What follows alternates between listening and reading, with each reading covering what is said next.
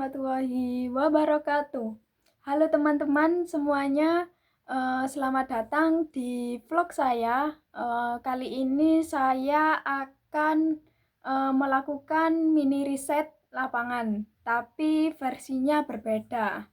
Bukan pergi mewawancarai masyarakat, melainkan saya mengumpulkan data dari media sosial seperti TikTok, Instagram, dan komentar-komentar netizen.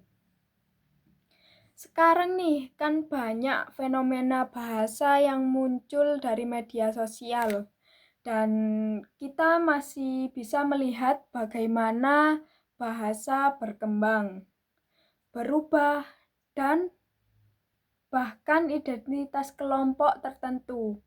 Jadi pada video kali ini saya akan menjelaskan proses observasi, contoh fenomena bahasa, analisis singkat, sampai catatan versi digital dari aku. Mari kita mulai. Sebelum itu saya akan menjelaskan tugas di workshop 4 ini apa.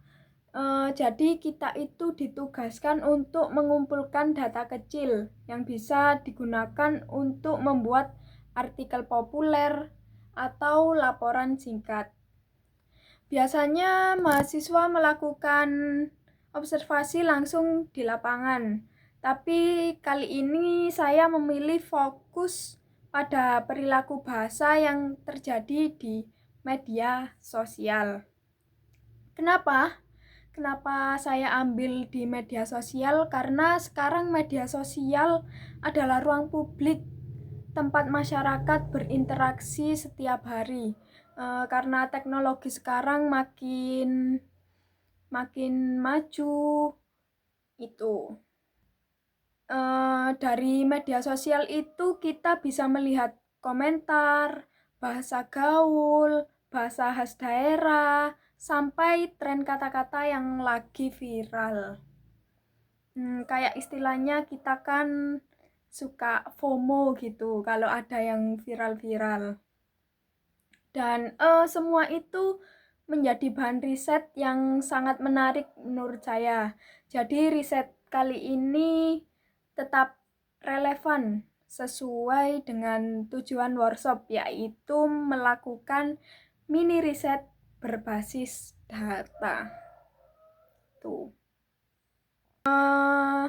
Jadi selama observasi aku membuka beberapa platform seperti TikTok, Instagram, Reels, dan lain-lain. Dari sini aku menemukan beberapa fenomena. Yang pertama nih, bahasa gaul viral yang terus bermunculan. Misalnya kata gasken, anjay, mabar gitu. Kalian pasti gak asing sama kata-kata seperti itu.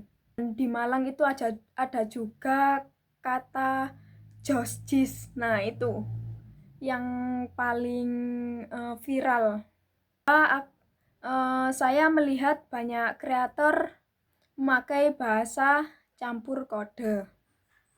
Misalnya campuran bahasa Indonesia dan Jawa dalam satu kalimat.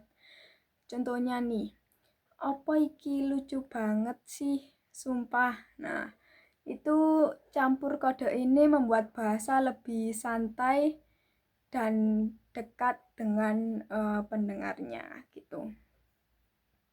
Dan yang ketiga, bahasa walikan Malang. Nah, itu masih sangat-sangat populer.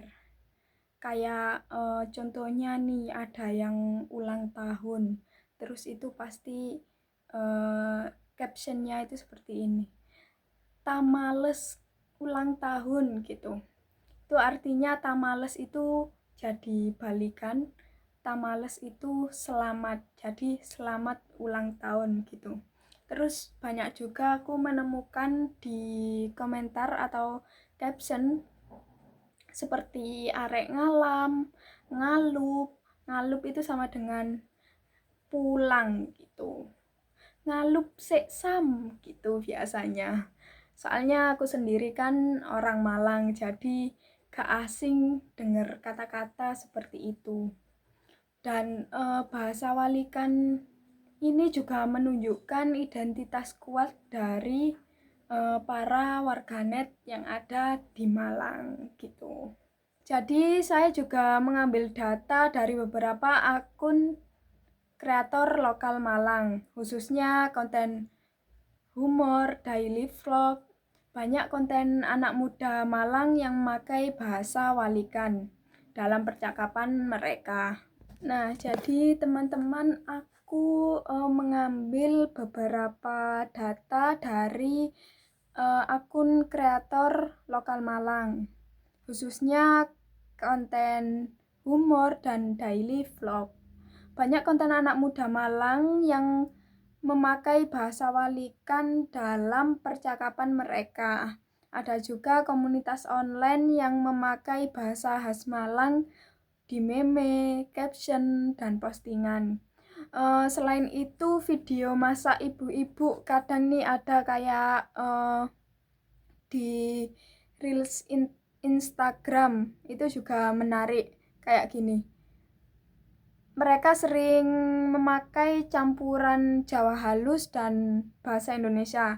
Misalnya nih, niki dipun aduk rumiyin mawon gitu. Lalu dilanjutkan dengan bahasa Indonesia.